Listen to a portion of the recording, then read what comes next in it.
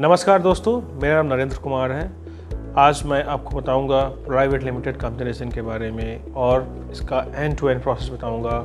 आपको बताऊंगा कंप्लायंस और कैसे आप अपना स्टार्टअप शुरू कर सकते हैं। जैसा कि आप जानते हैं कि अगर आप कोई भी बिज़नेस शुरू करना चाहते हैं तो सबसे पहले रिक्वायरमेंट है कि आपको अपना एक रजिस्ट्रेशन चाहिए। रजिस्ट्रेशन कई तरीके से करी जा सकती है, जैसे प्रोप्राइटरशिप है, पार्टनरशिप है, ओपीसी है या प्राइवेट लिमिटेड है। जनरली जैसे हम लोग जानते हैं कि इंडिया में सबसे ज़्यादा प्राइवेट लिमिटेड कंपनी रजिस्टर्ड करी गई है।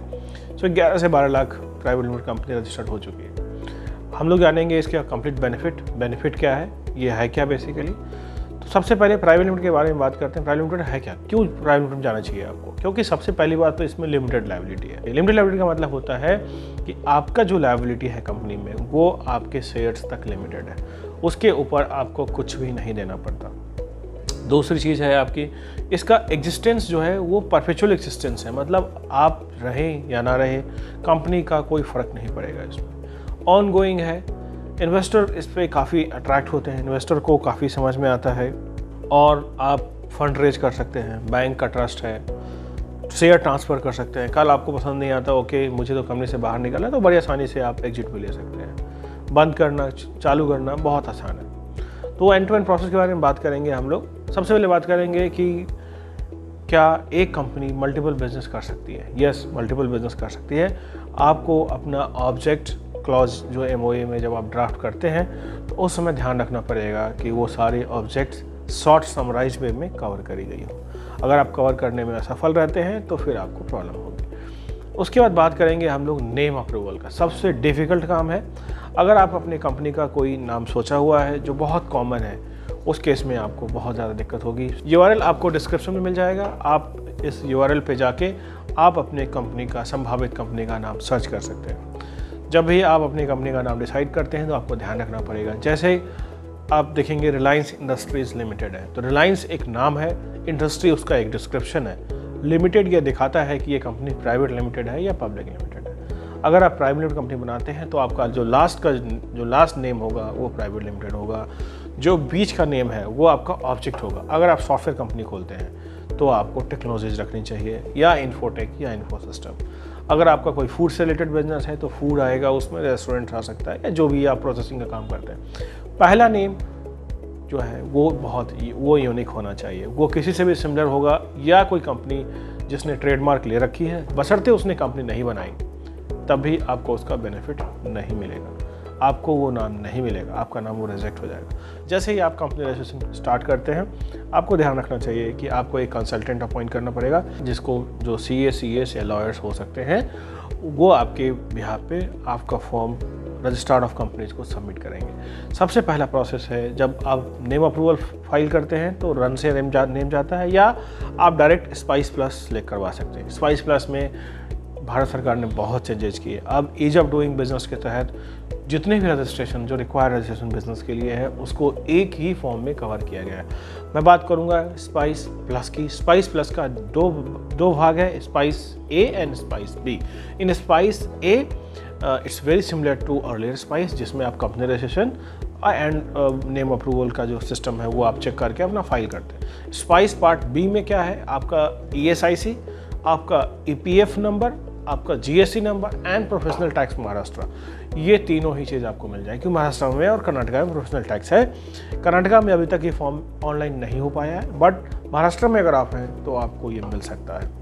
आपको बार बार कंसल्टेंट और CA के पास इस चीज़ काम के लिए नहीं जाना पड़ेगा। एक कॉस्ट में आपका सारा एंड टू एंड, प्लस आप बैंक अकाउंट नंबर, बैंक भी सिलेक्ट कर सकते हैं कौन से बैंक से आपको बैंक अकाउंट खुलवाना है। उसके बाद आता है GST नंबर। GST का भी इसमें प्रोविजन दिया गया है। स्पाइस प्लस पार्ट बी में आप GST का फॉर्म भर देंगे तो आपको GST मिल जाएगा। पैन 10 तो आपको पहले भी मिल रहा था, पैन 10 आपको अभी भी मिलेगा। अब बात करेंगे कि अगर आपने कंपनी रजिस्टर कर लिया है तो क्या इसका नाम प्रोटेक्ट होता है क्या? सबसे बड़ा इंपॉर्टेंट है, नाम प्रोटेक्ट होगा नहीं होगा। अगर किसी ने आपकी कंपनी बनाने के बाद अगर ट्रेडमार्क रजिस्टर करवा लिया है तो आपका जो ब्रांड नेम है, जो आपने ब्रांड नेम सेलेक्ट किया है, वो खतरे में जा सकता है। इसलिए मैं अपने सारे व्यूअर्स से रिक्वेस्ट करता हूँ कि आप अपना ट्रेडमार्क भी जरूर रजिस्टर करवाएं जैसे ही आपकी कंपनी बन जाती है। ट्रेडमार्क रजिस्ट्रेशन करने में टाइम लगता है, 6 से 12 महीने का टाइम लगता है। अब बात करेंगे post registration compliance. Company registration के बाद कंप्लायंस क्या क्या है। सबसे पहले तो आपको बिजनेस कॉमन सर्टिफिकेट के लिए अप्लाई करना होगा, जिसमें जैसे आपका बैंक अकाउंट खुल गया, जो भी आपका पेड अप कैपिटल है वो आपको उसमें लाना होता है, उसमें आपको डिपॉजिट करने होंगे। उसके बाद फॉर्म 20A आपकी फाइलिंग होगी, फॉर्म 20A के बाद कमेंसमेंट हो जाएगा। फिर आपको CA अपॉइंट करना पड़ेगा, आपको एक ऑडिटर अपॉइंट करनी होती है, बहुत नॉमिनल कॉस्ट है ऑडिटर अपॉइंट करने का, और फिर आप अपना बिजनेस कर सकते हैं। साल के एंड पे हर साल आपको एक एनुअल रिटर्न फाइल करनी होती है मिनिस्ट्री ऑफ कॉर्पोरेट अफेयर्स को, जिसमें आपके शेयर होल्डर्स के बारे में, कोई शेयर होल्डर आया गया नहीं, और आपका जो बैलेंस शीट है, प्रॉफिट लॉस है, कैश फ्लो, ये सब आपको सबमिट करना। ये काम आपका CA CS जो भी जिसको भी आप अपॉइंट करते हैं वो कर देंगे। उसके बाद बात करते हैं हम इनकम टैक्स रिटर्न की। इनकम टैक्स रिटर्न भी आपको भरनी होगी। अगर आपका टर्नओवर सर्विस में अगर आप हैं 20 लाख, अगर मैन्युफैक्चरिंग या ट्रेडिंग है 40 लाख से ऊपर है, तो आपको GST का भी कंप्लायंस पूरा करना होगा। अब सबसे बड़ा क्वेश्चन आता है कुछ प्राइवेट लिमिटेड कंपनी से रिलेटेड, क्या कैपिटल चाहिए? मिनिमम कोई कैपिटल रिक्वायर्ड नहीं है, आप 100 रुपीज़ से भी शुरू कर सकते हैं, 1 लाख तक का उसमें रहता है। उसके बाद है कि क्या कोई फॉरेन कंपनी बना सकती है? यस, फॉरेन कंपनी भी आप में शेयर्स ले सकती है, जो उसके कंप्लायंस है वो आपको पूरे करने पड़ेंगे। पार्टनरशिप, इसमें शेयर होल्डर नहीं हो सकता। अगर आपका प्रोप्राइटर से बिजनेस है तो आप उसको इसमें मर्ज कर सकते हैं। कंपनी जो नई बन रही है वो टेक ओवर कर लेगी, प्रॉपर वैल्यूएशन के बाद टेक ओवर कर लेगी। अगर आपका एग्जिस्टिंग OPC है तो आप उसको कन्वर्ट कर सकते हैं। बात करते हैं वेबसाइट की। क्या वेबसाइट की रिक्वायरमेंट है? हो सकता है, अगर आपको लगता है कि आपको अपनी वेबसाइट चाहिए तो आप कर ले, ऐसा कोई ROC से रिक्वायर्ड नहीं है। कंपनी बनाने के बाद क्या ध्यान रखना है, जब भी आप किसी भी गवर्नमेंट ऑफिसर या गवर्नमेंट ऑफिस या किसी से भी कम्युनिकेट करते हैं, आप एम्प्लॉय हायर करते हैं, तो आपके पास लेटर हेड पे ही आपको कम्युनिकेशन करना चाहिए। अगर आप ईमेल में भी करते हैं तो आपका SIN नंबर, जो कॉर्पोरेट आइडेंटिफिकेशन नंबर मिनिस्ट्री ने इशू करी है, उसको आपको मेंशन करना जरूरी होता है। इस वीडियो में अभी तक यहीं तक कवर करेंगे। आगे हम लोग फिर से एक वीडियो लेकर के आएंगे जो कंपनी रजिस्ट्रेशन पोस्ट कंप्लायंस के बारे में डिटेल बात करेंगे। तब तक के लिए धन्यवाद। आपको कोई भी क्वेश्चन है कंपनी रजिस्ट्रेशन से रिलेटेड, आप हमारे YouTube चैनल पे कमेंट कर सकते हैं। सब्सक्राइब करिए हमारे चैनल को, ताकि आगे आपको कोई भी अपडेट, कोई भी वीडियो हम लोग लेके आते तो आपको नोटिफिकेशन मिल जाएगा। धन्यवाद।